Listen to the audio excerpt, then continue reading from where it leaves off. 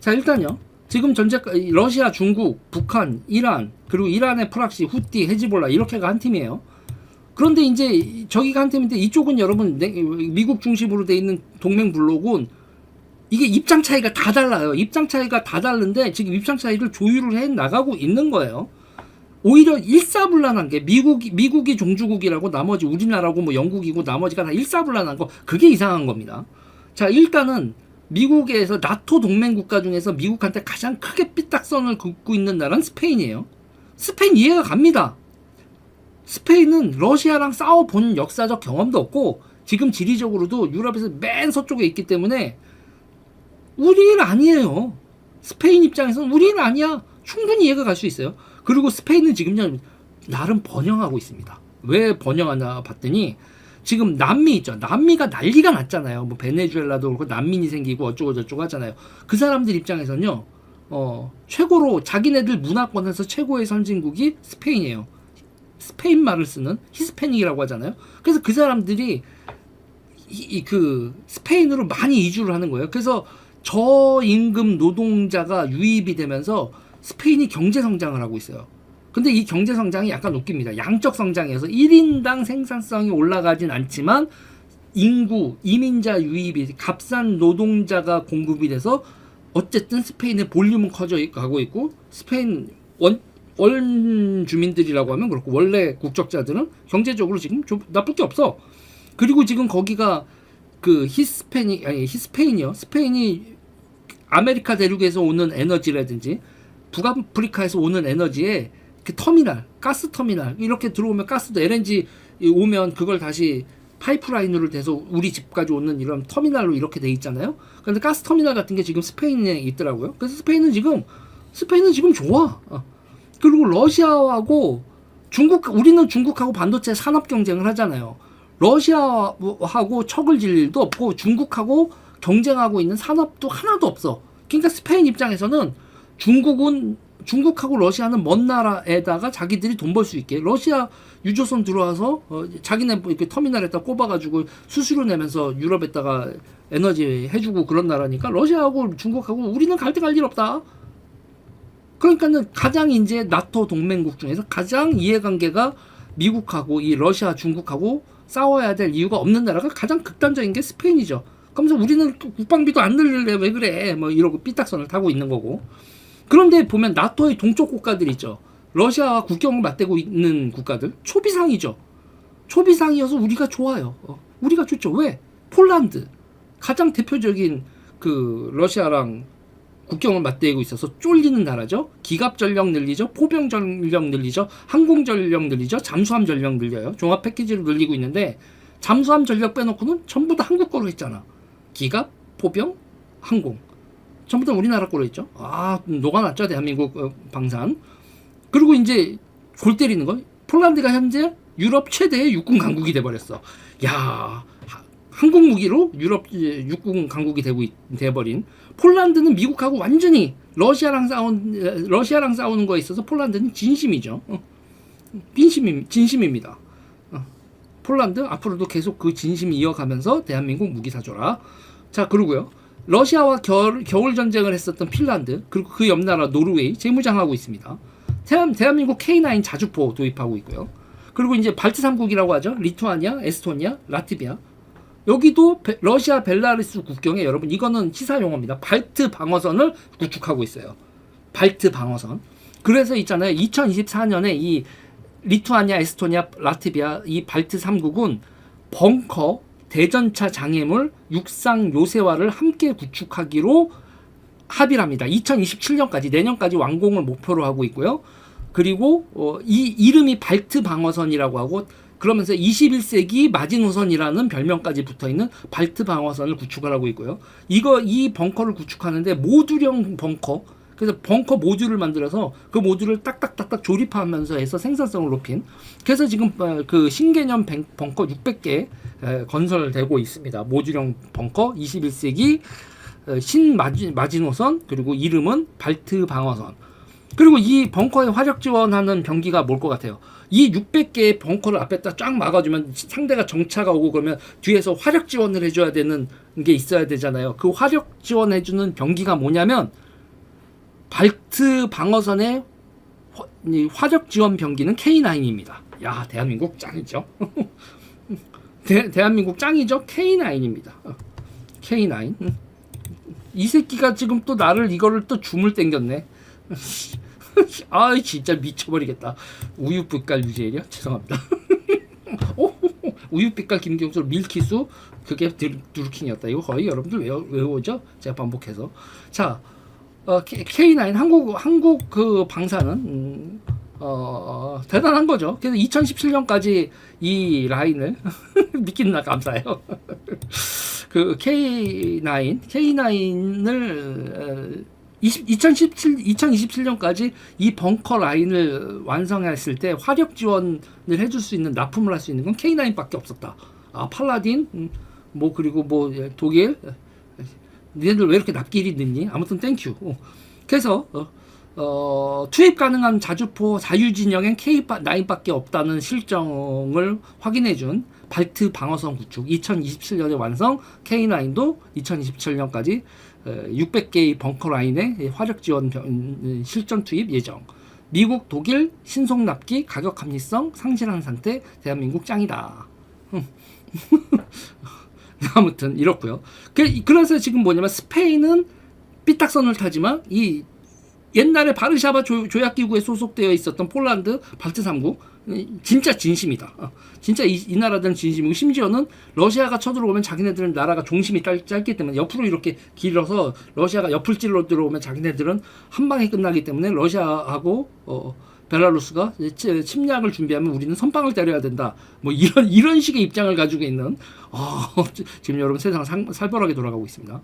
자, 그리고요. 그리고 이제 바르샤바 조약 기구들이 루마니아는 구조입니다. 구조를 들여서 신형 전차 300대를 도입하고 있는데요. K2가 유력한 상황입니다.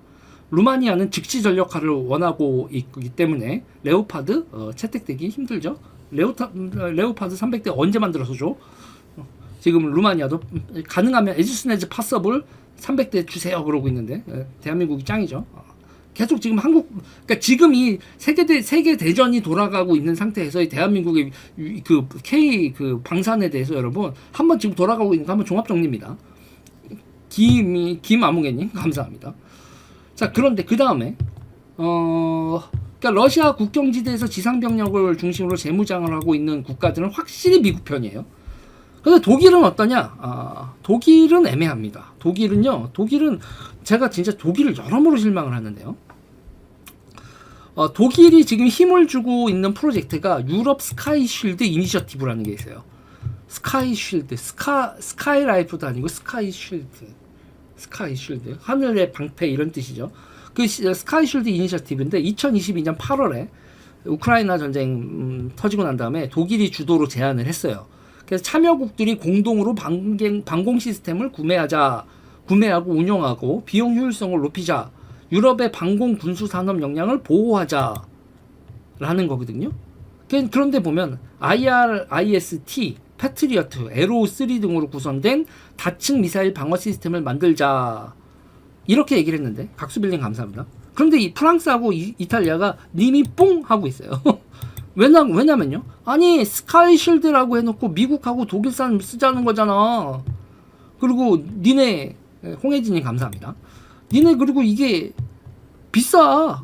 뭐 지금 여기서 패트리어트가 싸냐, IST가 싸냐, 에로3가 싸냐. 아무래도 니네 영국, 독일, 미국이 유럽의 방공 시스템이라고 해놓고서 야바이 치는 것 같아. 그래놓고서 프랑스와 이탈리아가 어떻게 하냐? 우리는 둘이 협력해서 독자적인 방공 시스템을 개발하겠어. 그러니까 이탈리아하고 프랑스는 지금 현재 제대로 된 방공 시스템을 만들지도 않은 상태에서 우리 거도 사줘. 유럽의 방공 시스템에 프랑스와 이탈리아도 이 방위 산업에 들어가서 니네들은 그러면 싸게 만들 수 있니? 아니지. 아니죠. 프랑스, 이탈리아, 독일, 영국 그리고 미국 사이에 다 뿜빠이 하자는 얘기인데, 이거 저는 유럽 스카이월드 이니셔티브, 스카이쉴드 이니셔티브 산으로 갈 가능성이 너무 높고 이미 산으로 가고 있다고 합니다. 유럽. 그건 여러분 우리가 알고 있어요. 뭘 알고 있냐? 우리는 남동 산업지대 있잖아요. 거기 창원은 거제 뭐 요런데 울산 요런데 있는 산업단지 다 모여 있어야 탁탁탁탁탁 생산을 하면서 그 방위 산업이 돌아가지. 어느 공장은 생산 라인은 어느 부품은 이탈리아에서 만들고 어느 부품은 프랑스에서 만들고 어느 거는 저기 영국에서 만들고 어느 건 독일에서 만들고 이지랄 하면은 되겠냐 이것들아. 아무튼 쟤네들은 유럽은 하나로 합쳤다 연합이라고 하는데 연합이 더 지랄 같아. 뿜빠이 해줘야 되니까. 이거는 제비뽑기를 하던 데서 한 곳에다 모아서 콤비나트. 얘들아 니넨 사회시간에 콤비나트 안 배우니? 산업단지 이런 거로 만들어야지. 그렇게 뿜빠이 하는 건 효과가 없을 거라고 본다. 아무튼 유럽의 스카이 쉴드 이니셔티브 방공 시스템을 둘러싸고 독일은 이런 장사를 하려고 하는 건데 레오파드고 이렇게 자주포고 가는 팔라딘이 쟤들 자주포 이름이 뭐였더라? 그러면 자주포고 방공 시스템이고 방위산업 독일 이상해. 라인메탈 이상해. 아무튼 그러면서요. 그러니까 지금 다시 말씀드리지만 북, 중, 이란 그리고 프락시들은 역할 분담이 정리되어 있는 반면 미국 동맹 그룹은요 이 새로운 패권 전쟁을 둘러싸고 역할 분담으로 시끌시끌한 상황이에요. 그렇지만 역할 분담을 시끌시끌하지만 이게 지금 상업적 이해관계 기타 등 각자의 자기 역량 뭐 이런 거에 관련이 있어서 시끌시끌하지만 이게 부정적인 시끌시끌은 아니잖아요. 이러면서 일이 돌아가고 있죠. 그래서 겉보기에는 북, 중, 뭐 아무튼 마음이 쟤네들 패거리. 쟤네들이 전쟁 수행에 더 유리해 보이지만 그건 단기적인 관점이고 전쟁이 길어질수록 무장 상태 대응 체계는 미국 동맹 그룹이 압도적이 될 수밖에 없다고 저는 봐요. 자, 우선 드론전 한번 볼게요. 드론전. 용폴마님 감사합니다. 드론전 보면 현재 이란의 샤헤드 드론이 맹활약하고 있죠. 미국의 가장 큰 삽질은 우크라이나가 드론 대응 체계와 교리를 공유하려 한 걸 무시했어요. 왜 무시했냐? 미국의 방위산업 업체들이 이 드론이나 기타 등등에서 우크라이나 업체한테 몫을 뺏기기 싫으니까 드론에 대한 체계를 자기네들이 독자 개발하겠다고 실전 경험을 하고 있는 우크라이나를 개조수로 본 거죠. 뼈아픈 실수죠. 그래서 실전 경험 그리고 우크라이나의 드론 생산 생태계를 너무 무시한 겁니다.인데요. 저도 깜짝 놀랐습니다. 우크라이나가 있잖아요. 우크라이나가 2023년에 드론을 80만 대를 만들었고요. 2024년에는 220만 대를 만들었고요. 2025년에는 400만 대를 만들었고요. 2026년 올해 목표가 700만 대입니다. 700만 대인데요. 700만 대인데 이게 돈으로 하면 얼마냐? 1200억 달러. 1200억 달러면 지금 환율상 거의 200조 가까이 되는 거죠. 1200억 달러가 180조 정도 되겠네요. 180조 정도 되는 180조 내가 1200억 달러니까요. 우리나라 반도체가 요새는 반도체가 많이 팔리지만 우리나라가 반도체 올해 같은 왕창 팔리기 전에 한 1000억 달러 팔았거든요. 근데 그 우크라이나가 지금 드론 경제가 1200달러짜리. 와, 대한민국 반도체만큼 드론 생산을 하고 있는 거죠. 자, 그리고 그 우크라이나 그 드론의 특정은 실전 경험이 누적된 군더더기 없는 가성비 극대화다. 이거는 가성비 극대화 드론이다라고 얘기를 해요. 그리고 우크라이나에 초기에 그 전쟁이 났을 때 드론 제조업체가 10개 미만으로 시작을 해서 현재 우크라이나의 드론 제조사가 450개가 넘어갔다고 그러고요. 그리고 우크라이나 드론 제작이 정부 주도로 했을 것 같은데 아니래요. 스타트업 방식으로 채택을 했고 정부는 전장 정보를 업체들에게 제공하고 그래서 이거를 전장 피드백 루프라고 부른대요. 아, 이것도 손가락이 또 시지. 야, 나 주먹 부담스러워. 그러니까 전장에서 이렇게 전투를 했더니 저쪽이 어떻게 막았고 뭐 어쩌고 저쩌고 했어요. 그걸 피드백을 주고 그러면 그게 드론에 반영되고 그럼 드론이 다시 이쪽으로 가죠. 그래서 루프라고 하잖아요. 우리가 프로그래밍 할 때 LOOP 계속 뺑뺑 돈다. 그래서 전장 피드백 다시 이제 아웃풋 피드백 루프 이렇게 해서 전장 피드백 루프 시스템을 갖춰서 우크라이나 드론은 일주일마다 전장 경험을 반영해서 소프트웨어가 업데이트되고 하드웨어도 업데이트된다고 합니다. 그래서 1인칭 FPV 이렇게 퍼스트 퍼슨 뷰 1인칭 시점으로 이렇게 날아가는 이 드론을 날아다니는 탄약이라고 부른대요. 날아다니는 탄약이라고 부르면서 이제 700만 대까지 생산을 하는 시스템으로 갔고요. 그리고 한 대당 $500 내외 생산 비용. 이 시스템은 세계 최고의 군사 드론 생산 시스템이다. 이렇게 됐다고 그래요. 그래서 이제 우크라이나가 해봐야 얼마나 하냐 하다가 씨발 이거는 얘네들이 최고 인정. 이렇게 됐다고 그래요. 그러니까 그리고 이제 폭격을 계속하고 있으니까 전쟁을 하니까 폭격을 당했을 때 대형 공장을 만들면 그냥 생산 능력이 상실되잖아요. 소규모 작업장으로 분산 네트워크 공급망으로도 이렇게 그러면 이게 비용이 되게 올라가야 되는데 분산 네트워크 공급망으로도 시스템을 유지하면서 가격을 낮춘 전쟁 그러니까 실전이 낳은 극강의 혁신이 우크라이나 드론 생산 시스템이다. 이거는 인간은 궁하면 통한다라는 거죠. 그래서 우크라이나의 궁함이 극대화돼 있고 이게 지금 우크라이나가 수출되게 생겼다. 그리고 이제 이 와중에 AI를 이용한 자동 표적 인식 ATR 기술이라고 하는데 이것도 개발을 했대요. 그래서 진짜 우크라이나의 의지, 전쟁 수행 의지를 보여주는 일이다. 그래서 우크라이나는 자신들의 실전이 녹아든 드론 시스템을 수출 플랫폼으로 이용하려 하고 있어요. 이거 팔아먹어야지. 그리고 지금 다 드론에 당하고 있잖아요. 그래서 독일, 영국, 덴마크 등과 유럽의 합작 공장을 추진 중이라고 합니다. 독일의 퀀텀 시스템즈가 대표적으로 파트너가 돼서 야 이거 니네 짱이다. 우크라이나 니네 짱인데 니네 벤처다. 이거 우리와 함께 만들지 않으렴 하고 독일의 퀀텀 시스템즈가 우크라이나 이 드론 생산 시스템을 유럽에 확산하려고 하고 있다는데 왜 독일이 믿음지가 않지? 아무튼 그래서 실전 입증된 우크라이나 공격 드론과 방어 드론을 미국이 처음에 거절했다가 지금 피똥을 싸고 있는 건데 이란 전쟁이 방산 카르텔의 노비의 장벽을 낮췄다 이런 평가가 나와요. 그래서 우크라이나 시스템이 미국 드론 시스템에 흡수되는 프로세스가 시작됐다고 합니다. 결국 돈이죠. 이거를 주도하고 있는 사람이 우크라이나 드론 시스템을 미국 드론 시스템을 흡수하려고 있는 사람이 전 구글 CEO 에릭 슈미트 구글 CEO 때려치고 이 아저씨가 에릭 슈미트가 우크라이나 야 니네들 짱 벤처다 투자한다 이러면서 미국 첨단 기술 스타트업과 우크라이나의 협업을 주도하고 있는 게 에릭 슈미트라고 합니다. 그래서 지금 우크라이나 기업들이 미국의 주요 도시에서 투자 유치 로드쇼를 진행하고 있다. 이게 어디서는 있잖아요. 전쟁은 이렇게 되고 있어도 비즈니스는 진행이 되는 거야. 돈 벌어야지 여러분. 우크라이나가 그래서 2026년도에 700만 대의 드론 생산을 목표로 잡았는데 여기에 이 $1200의 자금을 유럽이 반, 미국이 반 이렇게 할 가능성 얘기가 나옵니다. 그러니까 여러분 탄약 생산에만 180조가 들어가는 거야. 그러면 여러분 생각을 해봐요. 이란이 700만 대 만들 수 있을까? 이게 이제 이건 소형 드론이긴 하지만 미국의 돈, 미국과 유럽의 돈이 180조가 들어가서 700만 대 그러면 여러분 있잖아요. 우크라이나의 드론이 대량 생산될 때 우크라이나 전쟁 플러스 알파 중동 전쟁까지 들어가는 드론을 대량 생산을 하기 시작하면 이란 피똥 쌀 것 같은데.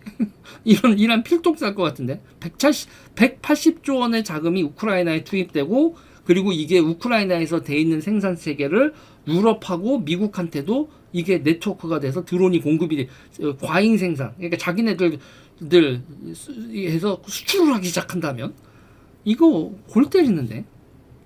그러면서 이제 골 때리는 게 트럼프 행정부가 현재 우크라이나한테 러시아하고 전쟁 끝내라고 종용하잖아요. 그러면서도 우크라이나 700만 드론 생산 프로젝트는 논의하고 진행 중이다. 참 세상이 아이러니합니다, 여러분. 너 전쟁 끝내. 그런데 드론은 700만 개 일단 만들어봐. 저희는 전쟁 끝내려면서 이걸 왜 만들어요? 니네가 안 써도 누군가 쓰겠지. 야, 씨. 그래서 이 드론 생산 전쟁은 저는 중국한테 처발리고 있다고 생각을 했거든요. 이 드론 생산 전쟁이요. 서구가? 아니야. 우크라이나에서의 혁신으로 이거는 중국을 찌바르는 중국의 상업 드론은 우크라이나가 전쟁이 끝난 다음에는 중국을 찌바르고 드론 시장에서 DJI를 제끼고 우크라이나가 드론 시장에 1등으로 들어올 수도 있다. 미국의 투자 자본이 들어가고 유럽의 투자 자본이 들어가서 구글 CEO 에릭 슈미트와 독일의 퀀텀 시스템즈 이런 자본들이 들어가서 우크라이나가 세계적 드론 기업이 탄생할 수도 있다. 그리고 이 와중에 미국이 국방 예산을 40% 증액을 추진하고 있어요. 국방 예산 40%를 증액하면 얼마냐면 2,000조 원입니다. 2,000조 원. 우리나라 전체 예산이 700조 정도 되거든요. 우리나라 전체 예산의 3배가 미국의 국방 예산. 헐. 우리가 1,000조국 그러는데 2,000조국 되는 거예요. 이번에 증액되는 액수만 750조 정도가 늘어나는 겁니다. 구글 보법이 다른 애가 아니라 구글에서 나와서 따로 하시는 거예요. 구글로 하는 게 아니라 구글의 전 CEO가 구글 퇴사하고 난 다음에 새로운 비즈니스를 개척하고 있는 겁니다. 그래서 지금 증액되는 액수가 750조인데 여러분 750조 가지고 탄약을 만들건 방어 시스템을 만들건 뭐를 만들건 그 돈이면 여러분 미국이 헛질랄을 할까요? 750조를 가지고. 그래서 이 정도 규모의 돈이 투입되면 전장 상황에 필요한 무기체계 교리 개발에 쓰인다면요. 이 전쟁이 진행될수록 미국이 늪에 빠질까요? 미국이 이 상황을 극복하는 돈으로 해결될 수 없는 일이 있다면 그 돈이 적기 때문이다. 그리고 여러분 이런 군사적인 측면 외에도 무산담 반도 운하 프로젝트 얘기 나오고 있죠. 아부다비 원유 파이프라인 얘기가 나오고 있고 사우디아라비아 동서 파이프라인 확장 이런 얘기도 나오고 있죠. 그런데 이거는 그 아랍 국가들의 그거는 그 미국 동맹으로서 움직이는 건 아니고 미국과 중국 사이에서 독자적인 니네들이 어떤 개지랄이 나도 우리는 석유를 팔아먹겠다라는 미국과 중국 사이에서 중립지대로 남고 휘둘리지 않겠다는 의지가 더 강하게 반영이 되고 있다고는 하지만 어쨌든 대한민국 입장에서는 지랄이 나던 석유가 안정적으로 들어온다면 좋은 거잖아요. 그래서 무산단 반도 운하 프로젝트, 그러니까 이 호르무즈 밑에다가 오만 쪽으로 이렇게, 그래서 거기가 뭐 산도 있고 그렇다고 하는데 이게 석회암 지대라 가지고 무르대요. 석회암은 이거 포크레인으로 긁어도 이게 쭉쭉 파지잖아요. 그래서 폭파하고 뭐하고 하면 그 운하 건설하는데 몇십 조면 된다. 몇십 조가 참 지금 돈 단위가 너무 커지긴 했는데 몇십 조면은 운하 만들 수 있고 길어도 3년이면 만들 수 있다. 뭐 이 지경 나면 3년 걸려도 만들어야지. 뭐 이런 상황입니다. 그리고 사우디아라비아가 여러분 국방비가 700억 달러 넘고요. 세계 4위인데요. 이거 지금 세계 4위의 국방비를 확 늘리고 있다. 그리고 사우디아라비아가 비전 2030이란 걸 선포했습니다. 그러면서 국방 산업을 국산화하겠다. 첨단 무기 도입에 막대한 예산을 배정했는데, 그래서 우리나라한테도 사우디가 요새 이상한 얘기 하거든요. 기술 넘기라고. 사우디 형님들 택도 없는 소리 하지 마시고 그냥 사가세요. 우리한테 한국가 돈 줄 테니까 기술 넘겨라. 님이 뽕 같은 얘기죠. 그리고 생산은 중공업 기반도 없으면서 사우디가 뭐 하겠다고 왜 그래? 그냥 우리가 유지 보수는 해주고 군사 지원은 확실히 해줄게요. 그렇지만 그거를 무슨 2030이면 몇 년, 4년 만에 어떻게 자기네들이 국산화를 한다고. 그냥 총이나 국산화 하세요. 우리도 총부터 했어. 우리도 소총부터 국산화 했으니까. 사우디 너무 많은 욕심을 내고 탱크나 전투기까지 한 방에 아무리 돈이 많아도 그게 그렇게 되는 거 아닙니다. 사우디 형님들. 그냥 공고부터, 금호공고 같은 공고부터 만들어서 그 절삭하는 청년들부터, 선반기계 다루는 청년들부터 길러내지. 그 너무 올드한 얘기인가? 우리는 그랬어요. 그러길 바라고. 아무튼 그 사우디가 비전 2030을 선포하고, 그리고 월드 디펜스 쇼 2026이라는 그런 그 무기 전람회를 했대요. 그래서 월드 디펜스 쇼 2026을 사우디에서 했는데 거기서 이제 대규모 프리젠테이션이 있었다. 뭐 각종 방산 업체들이 사우디가 비전 2030을 선포를 하고 국방 장비를 국산하겠다니까 기술 이전을 해드릴게요. 저희 무기 사주세요 하고 대규모 프리젠테이션이 뭐 몇 달 전에 있었던 얘기입니다. 그러니까 뭐 이게 뭐 결과가 나오겠죠. 아무튼 사우디도 졸라게 열심히 방위 산업을 늘리려고 하고 있고 무기를 사 모으고 있다. 자, 그러고요. 오만 있죠. 오만이 국방비를 얼마나 올렸냐? 국방비를 GDP의 7.3%로 올렸습니다. 여러분 GDP의 7.3%면요 어마어마한 거죠. 대한민국도 국방비 2%대에서 이제 3% 잘 못 넘어가거든요. 그런데 지금 오만이 국방비를 7.3%. 그래서 전략적 요충지로 오만도 지역 패권 경쟁에서 자신들의 국방력을 지렛대로 확보하기 위해서 국방비를 왕창 늘리고 있다. 이런 얘기가 나옵니다.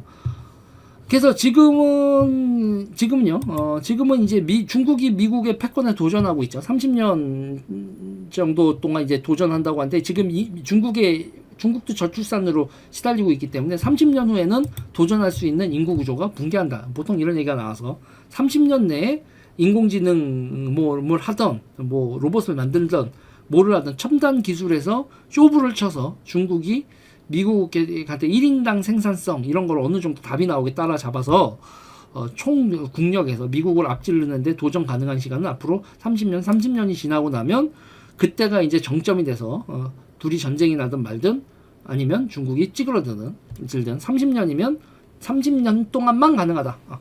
그러니까 2056년 정도가 되면 중국은 국력의 정점을 찍고 미국한테 도전하는 능력을 상실하기 시작할 거다라고 뭐 보는 생각이거든요. 이건 너무 장기적 전망이고 아무튼 지금은 둘이 패권 전쟁이 시작됐고 저도 이거는 패권 전쟁 여러분 원투데이 할 전쟁이 아니라 30년 전쟁이라고 봅니다. 30년 전쟁. 이게 보통 패권 전쟁이 옛날에 그 1618년부터 48년까지 있었던 그 전쟁이건 냉전이건 기본적으로 30년 가는 전쟁이다. 이 패권 전쟁은. 뭐 스파르타하고 아테네가 됐던 딱 30년씩 40년씩 하더라고요. 역사적으로. 그래서 이거는 30년짜리 패권 전쟁이 붙은 거니까 지금은 그 초입이다. 그 초입이니까 이제 앞으로 우리 냉전 살아봤잖아요. 냉전이 끝난 30년을 우리가 살았죠. 1991년 소련이 망한 다음에 우리가 냉전 없는 30년을 살았는데 다시 돌아온 거다. 그냥 냉전이. 그렇게 생각을 하자고요. 그리고 앞으로 또 30년 동안 좆빠지게 뭐 석유 파동이 벌어졌네, 중동 전쟁이 벌어졌네, 뭔 일이 벌어졌네. 그럴 때마다 주가 미친 듯이 이러고 이제 이런 식의 최근에 30년 동안 겪지 않다가 요새 겪는 이 현상을 뉴노멀이라고 생각을 하고 아유 석유값이 또 미친 듯이 오르나 보다. 뭐 이렇게 적응을 하면서 살아야 되는 상황이라고 저는 봅니다. 그래서 이게 지금 잠깐 벌어지고 끝날 얘기가 아니다. 지금 전 세계가 다 지랄난 거 지금 다 정리해 드렸죠.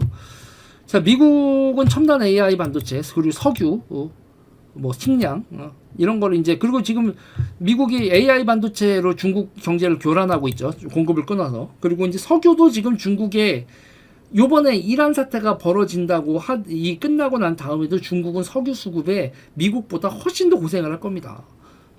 자립을 할 수 없죠. 그래서 미국이 이제 중국은 뭐 신재생 에너지를 하던 원자력을 하던 석유에 대한 그 비중을 계속 줄이려고 노력을 할 거고 그럴수록 또 그 중동은 우리 끝물이다 그럴 거고 제가 말씀드렸지만 샌드 오일 그리고 그 다음에 셰일에 이어서 요번에는 이제 심해 유전이 본격적으로 개발되기 있기 때문에 석유 판도는 또 완전히 바뀔 거고 심해 유전까지 미국이 헤게모니를 잡고 셰일 앤드 심해 유전까지 미국하고 유럽이 사실상 거의 미국인데요. 그 헤게모니를 잡고 가고 있기 때문에 석유 공급에 있어서 미국의 장악력은 갈수록 더 올라갈 예정이다.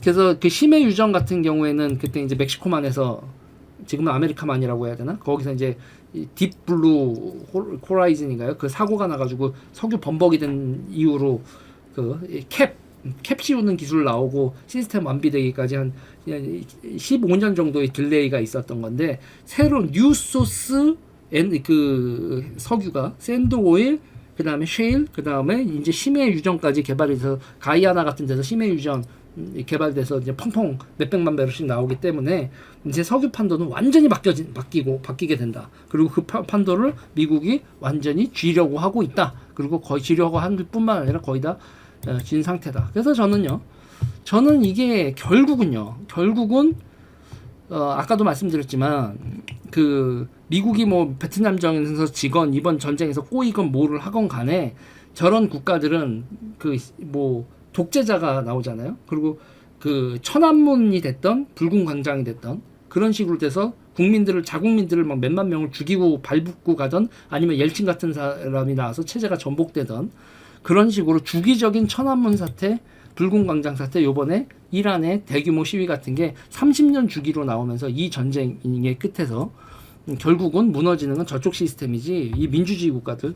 그 트럼프가 난리쳐고 뭐 그 나라 망했네 어쩌고 저쩌고 해도 트럼프도 2년 임기 2년 남았나요? 그렇게 계속 그 제도적 정당성을 가지고 계속 흔들리지만 꾸준히 이거를 경제를 유지하면서 꾸준히 가고, 그리고 지네들 새끼들, 지네들 부자들, 지배층들, 지배층도 미국 가서 살고 싶어하고, 중국 지도층도 미국 가서 살고 싶어하고, 러시아 지도층도 그 요트 사서 영국 가고 싶어하고, 뭐 이런 상황에서 쟤네들은 절대로 체제 경쟁에서 이길 수가 없다.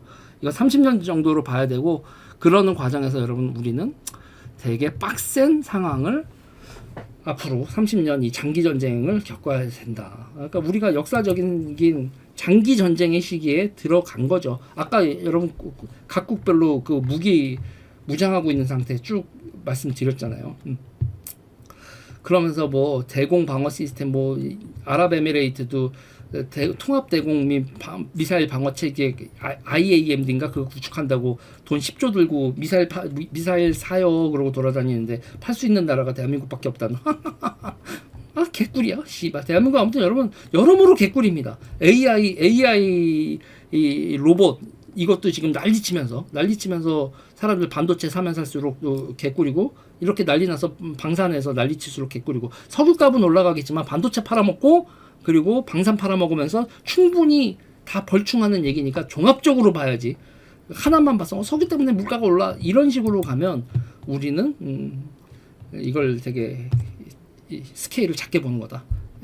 시간 스펙은 30년 정도로 보고 석유나 기타 등등 우리가 버는 돈으로 사오면 된다. 이런 마인드를 가지고요.